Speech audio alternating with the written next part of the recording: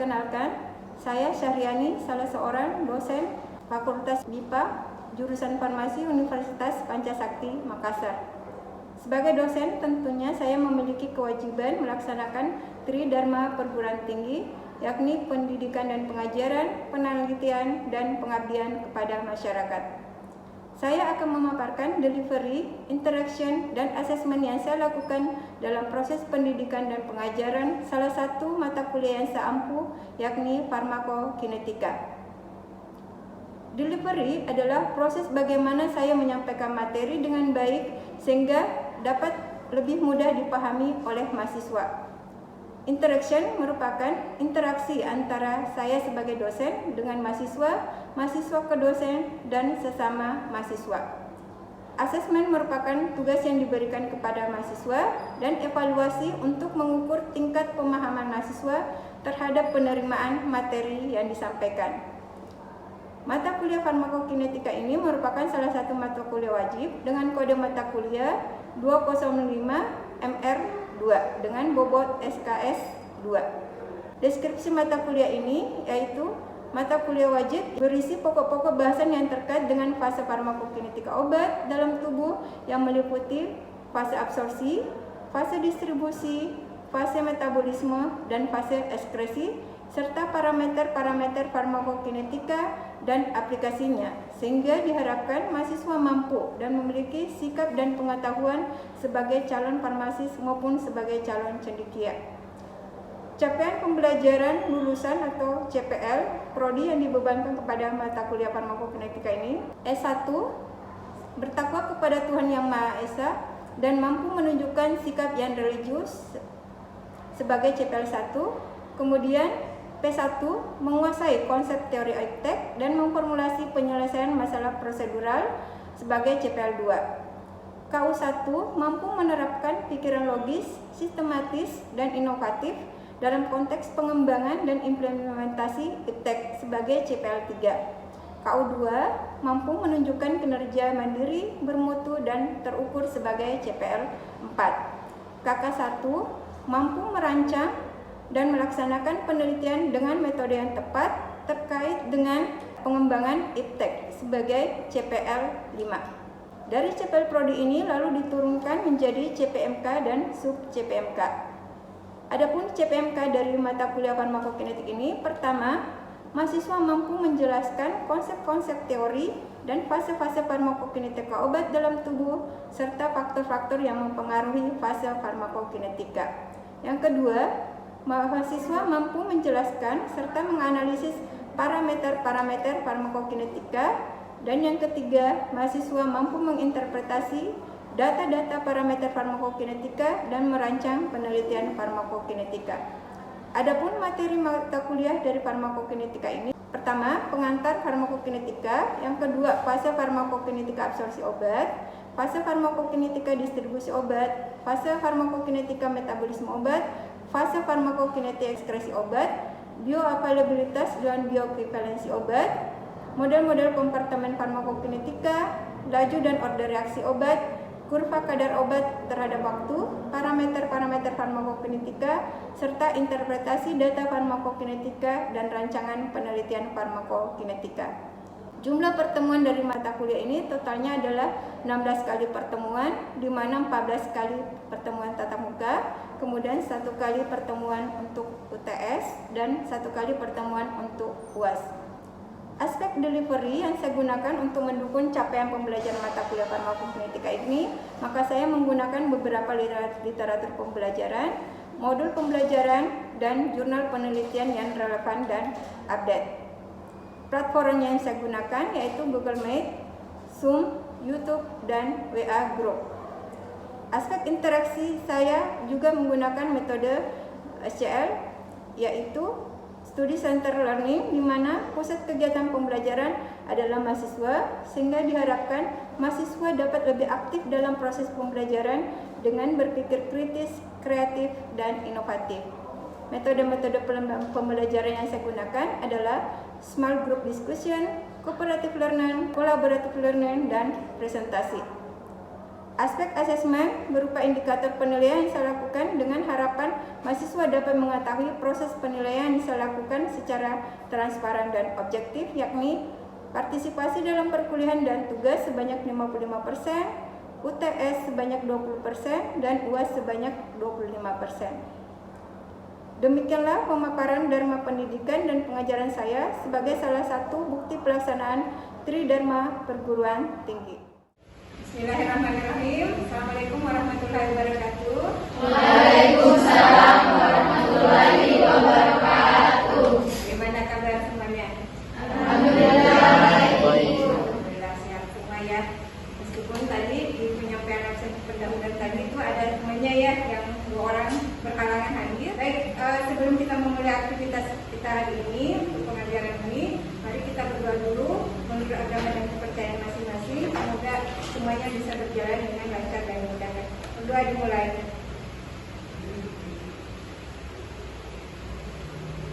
Selesai. Baik, untuk ini adalah materi pertama kita ya untuk perkuliahan farmakokinetik ya. Sesuai dengan kontrak kuliah kemarin kita bahwa kita melaksanakan perkuliahan secara tepat waktu. Nah, kita untuk materi pertama ini saya akan membawakan materi pengantar farmakokinetik.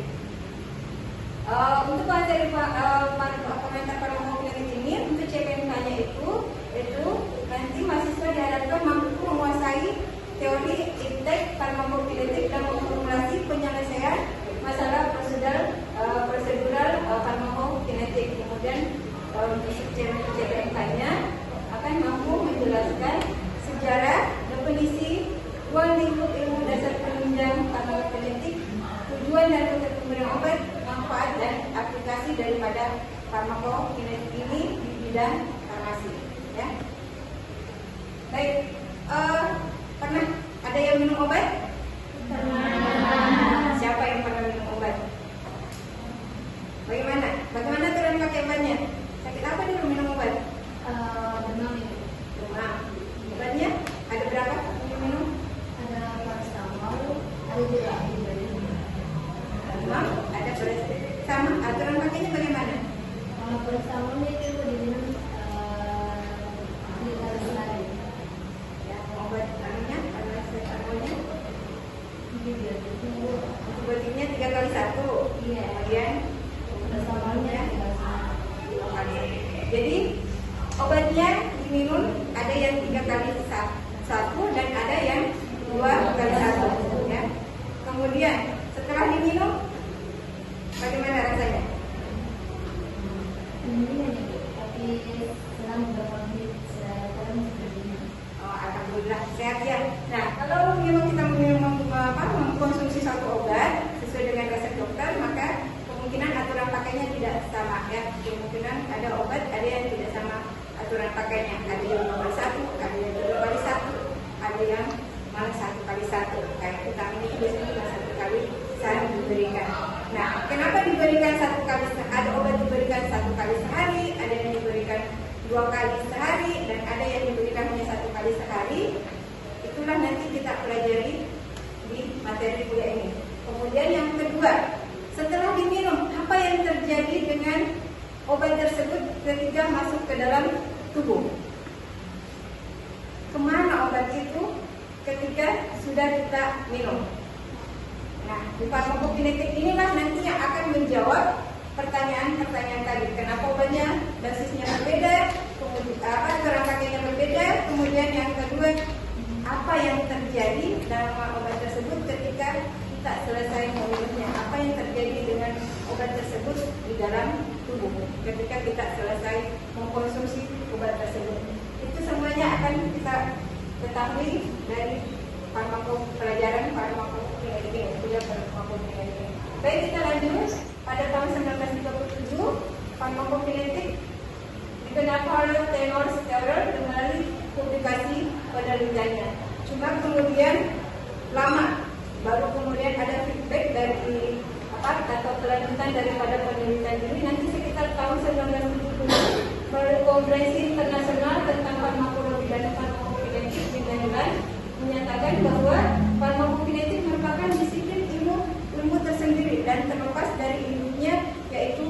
farmakologi selama ini ya, sebagai disebutkan ini. Sedangkan di tahun 1970-an di Indonesia itu nanti setelah ISPI dan IKAPI memperkenalkan pada tahun 1980-an baru kemudian farmakokinetik ini berkembang pesat. Ya. Dari beberapa definisi ahli tadi, maka bisa kita ambil satu kesimpulannya untuk farmakokinetik ini, yaitu ilmu yang membicarakan tentang nasib obat di dalam tubuh berupa perubahan kadar obat dan atau metabolisnya di dalam darah, jaringan atau ekskreta sebagai fungsi waktu. Sedangkan perubahan kadar tersebut dipengaruhi oleh tubuh yang digunakan untuk meramalkan efek farmakologi, efek terapi, ataukah efek toksik daripada suatu senyawa kimia. Ya. Nah, perubahan kadar obat dan atau metabolisnya ini kan kita minum tablet 500 mg. Tapi sebenarnya yang nanti memberikan efek itu tidak mutlak 100% 500 mg itu. Nanti akan terjadi perubahan kadar di situ, ada penurunan karena pengaruh tubuh tadi waktu kita minum obat, maka akan terjadi perubahan kadar di situ. Dari 500 mg yang kita minum, mungkin yang sampai nanti memberikan efek itu hanya 350 mg atau 450 mg. Sisanya mungkin akan terdegradasi oleh tubuh. Nah, kenapa ada obat dan metabolisnya? Karena kita tahu tidak semua yang memberikan efek itu adalah dalam bentuk obatnya atau senyawa, tapi bisa juga kemudian dalam bentuk metabolisnya, ya, yang kemudian bisa memberikan efek. Kemudian sebagai fungsi waktu, karena tadi butuh waktu untuk bisa memberikan efek daripada satu obat yang kita minum. Nah, ketika jadi interaksi obat di dalam tubuh, obat sebagai senyawa kimia dan tubuh sebagai sistem biologi. Pengaruh obat terhadap tubuh itu akan menghasilkan kerja atau efek daripada obat tersebut. Ini yang biasa kita sebut dengan farmakodinamik. Tapi bagaimana pengaruh tubuh terhadap obat? Bagaimana nasib obat tersebut ketika dia masuk ke dalam tubuh? Inilah yang kita pelajari di farmakokinetik. Ya. Jadi mudah-mudahan ini bisa nanti bisa membedakanlah antara yang mana farmakodinamik, yang mana farmakokinetik, yang mana karena pengaruh obat terhadap tubuh, yang mana pengaruh tubuh terhadap obat. Ya, bisa dibedakan sampai sini? Bisa. Baik. Kita lanjut. Nah, fase-fase farmakokinetik ini kemudian terbagi dua. Ada yang disebut dengan fase invasi dan ada yang disebut dengan fase eliminasi. Ya. Nah, fase invasi ini yaitu ada absorpsi dan ada fase distribusi. Sedangkan fase eliminasi ada fase metabolisme, transformasi dan fase resis. Ya, tapi nanti kita bahas ini punya sub tersendiri, bahasa tersendiri. Setidaknya sampai di sini Anda bisa memahami bahwa fase farmakokinetik itu terdiri dari fase-fase ini. Ya. Baik, obat di dalam farmakokinetik itu akan dihitung secara kuantitatif. Secara kuantitatif kemudian akan dihasilkan data kinetika dari suatu obat tersebut, sehingga kemudian diperoleh hubungan antara kadar atau jumlah obat dalam tubuh dengan intensitas efek yang ditimbulkan. Dari intensitas efek yang ditimbulkan ini, maka kemudian kita bisa mengetahui atau menentukan daerah kerja terapi efektif obat atau terapeutik window dapat ditentukan. Nah, ada yang mau ditanyakan sampai materi sana ini? Ibu izin bertanya. Ya, silakan. Jadi apa hubungan antara kadar atau jumlah obat dalam tubuh dengan intensitas efek yang ditimbulkan? Baik, terima kasih atas pertanyaannya. Pertanyaan yang bagus. Apa hubungan antara kadar jumlah obat, kadar atau jumlah obat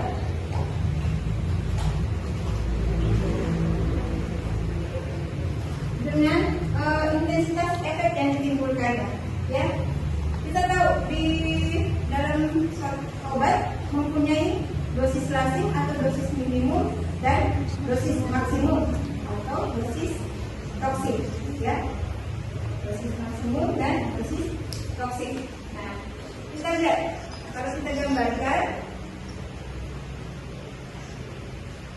dari satu perubahan dia Kita lihat hubungan antara kadar jumlah obat dengan intensitas efek yang ditimbulkannya. Misalnya begini, kita memberikan paracetamol 500 mg, ya. Pada saat kita berikan, kita tidak langsung memberikan efeknya. Tadi butuh waktu, maka kemudian nanti setelah 500 ini tidak langsung memberikan efek dalam tubuh, tapi dia akan larut sedikit demi sedikit. Maka mulailah di sini dari 500 yang kita minum, mungkin misalnya paracetamol dosis minumnya adalah 125 mg. Nah, efeknya itu akan timbul nanti pada efek 125 mg ini. Setelah itu nanti akan terjadi peningkatan sampai kemudian mencapai dosis maksimum untuk memberikan efeknya, itu memberikan intensitas efek yang diberikan.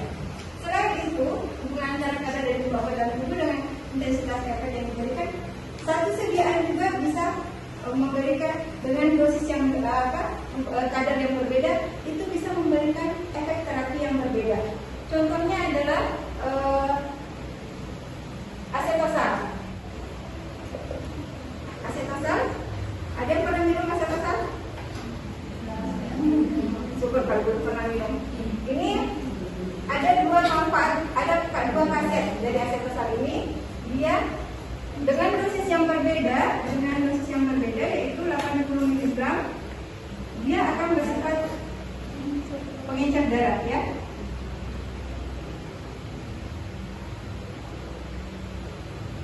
Namun pada dosis 100 mg, dia kemudian berfungsi sebagai analgetik, antipiretik. Ya.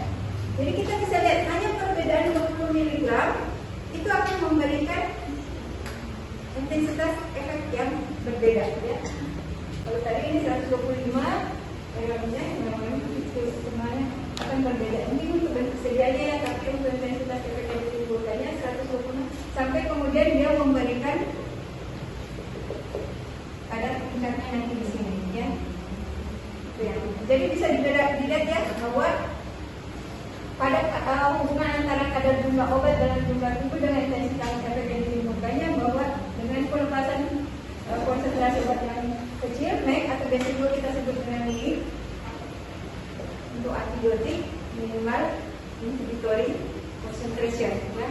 Nah, maka sudah bisa memberikan efek. Nanti pada puncaknya dia akan memberi kadar tertinggi, dia memberikan efek maksimal, dan setelah itu kemudian terjadi penurunan dan efeknya pun akan mulai mengalami penurunan. Makanya kemudian tadi kita harus meminum tadi obatnya kalau memang efeknya itu belum memberikan kesembuhan, ya. Itu sederhananya dulu yang seperti saya pemahamannya. Ada lagi yang mau ditanyakan? Baik, silakan. Itu bagaimana cara menentukan daerah terapeutik window untuk obat? Ya, terima kasih.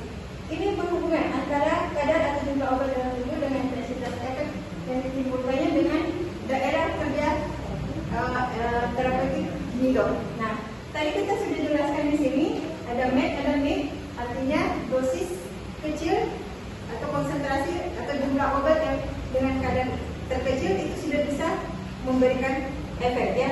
Kemudian ada juga yang maksimumnya di sini, ya, dosis maksimumnya. Nah, kalau kemudian pemberiannya itu melebihi dari dosis maksimum,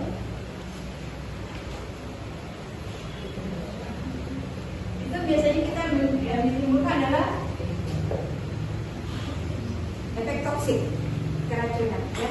Nah, kemudian tadi ada obat yang paracetamolnya 500 mg, ya. Nah, dosis pastinya adalah 500 mg, tapi dosis maksimum yang boleh diberikan dalam sehari itu adalah sampai dengan kisaran 2 gram, ya, 2 gram. Jadi sekitar 0,5 gram sampai dengan 2 gram, ya. Jadi kita bisa disampaikan bahwa dengan weight-nya ini 125 sampai dengan dosis maksimumnya adalah di 2 gram. Sedangkan di sini dia 0,5 gram. miligram. Kita lihat jarak antara dosis minimumnya dia memberikan efek dengan dosis maksimumnya dia memberikan efek itu jauh, antara 0,5 mg dan 2 gram ya. Jarak antara max atau ini dengan dosis maksimalnya ini yang disebut dengan daerah terapeutik window yang luas atau besar, karena dosis untuk kadar minimumnya dengan kadar maksimumnya itu cukup jauh untuk segi keamanannya ya. Ini yang disebut dengan terapeutik window yang luas. Atau pemilihan rute penggunaan obat ini kita harus mempertimbangkan sebelum kita menentukan rute yang akan kita berikan kepada pasien. Ada rute berdasarkan tujuan terapi daripada obat itu, kemudian kondisi pasiennya bagaimana, dan sifat daripada obat tersebut ya. Nah, kira-kira kondisi pasien bagaimana yang harus kita perhatikan sebelum memberikan rute pemberian daripada suatu obat.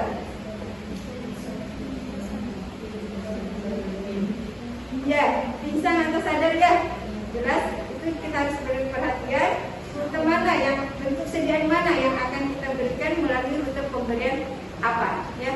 Jangan sampai pasiennya tidak sadar atau pingsan Anda memberikan obat dalam bentuk tablet, itu jelas tidak akan bisa diberikan kepada kondisi pasien seperti itu. Jadi perhatikan kondisi pasiennya, apakah memang sadar atau mampu untuk diberikan obat, mampu menelan dan sebagainya.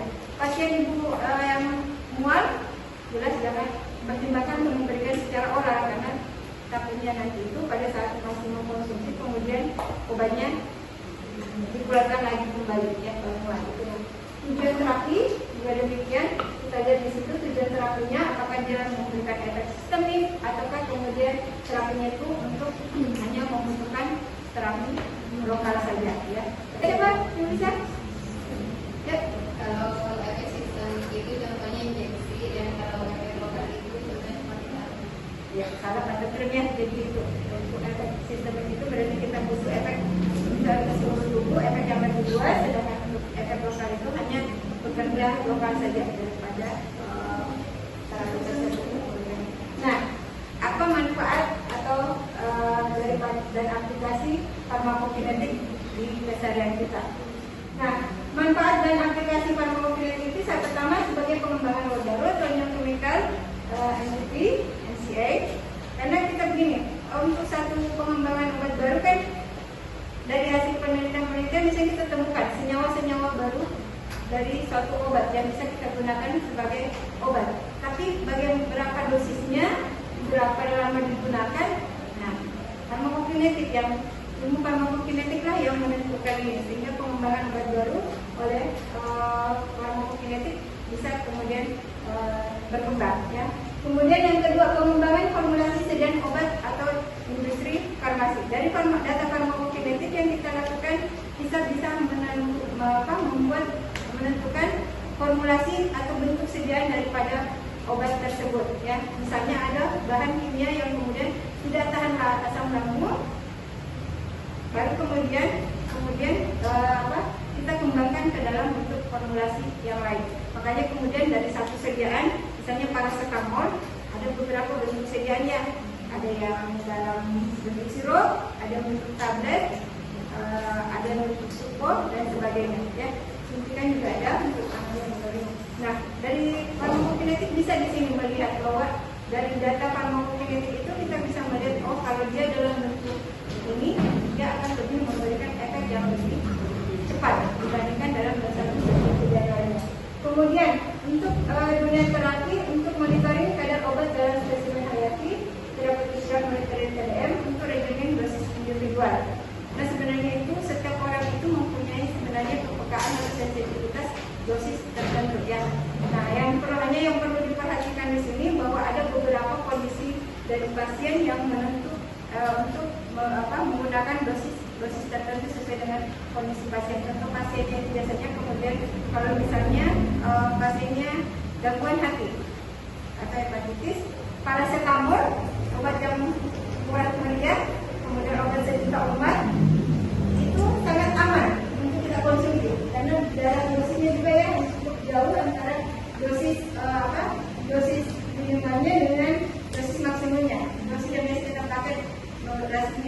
500 mg, kemudian dosis maksimumnya ada 2 gram. Tapi dosis yang aman dan sangat aman ini 500 mg pada pasien yang mengalami gangguan hati itu bisa menjadi racun. Kenapa? Karena paracetamol ini metabolisme di hati. Jadi bagaimana memberikan suatu obat itu melalui rute pemberian daripada satu obat. Kita kenal ada yang oral, ada peroral, kemudian ada juga istilah lain ekstravaskular dan intravaskular. Ada yang tahu apa itu oral, apa itu peroral? Ya, silakan. Kalau oral itu dia memberikan efek ke seluruh tubuh, sementara peroral maksudnya diminum melalui mulut. Ya. Sementara peroral dia selain dari mulut. Ya, benar. Sebenarnya jadi untuk oral ini pemberian semuanya melalui saluran mulut ya, melewati saluran cerna, sedangkan peroral ini pemberian selain daripada mulut. Ya, nanti kita lihat rute-rute yang lainnya yang termasuk rute peroral. Sedangkan yang istilah yang lainnya itu ada ekstravaskular dan intravaskular.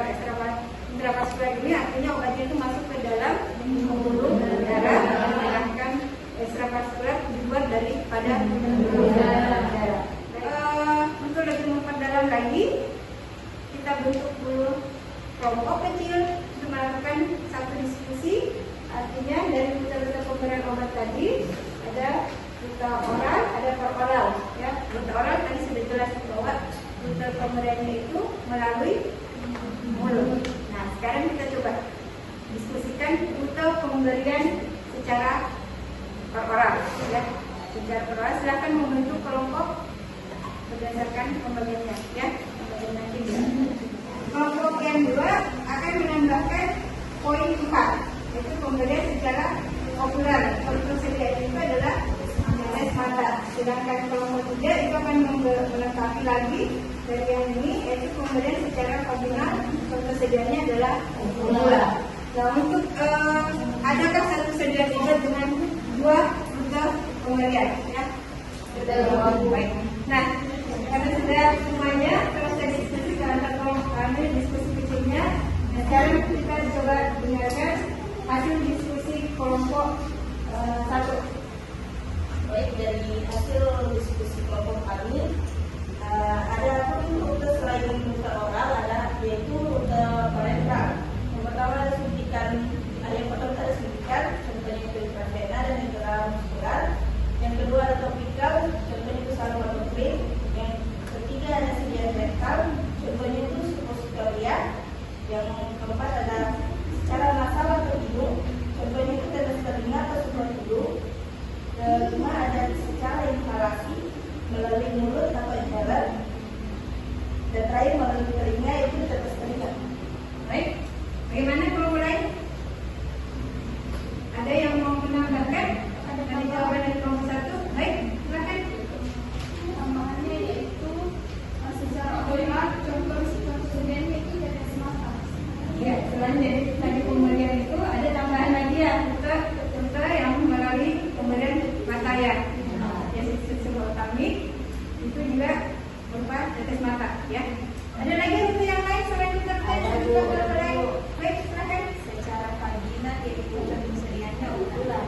Oh ya, itu adalah salah satu rute pemberian biasanya untuk kandidiasis ya.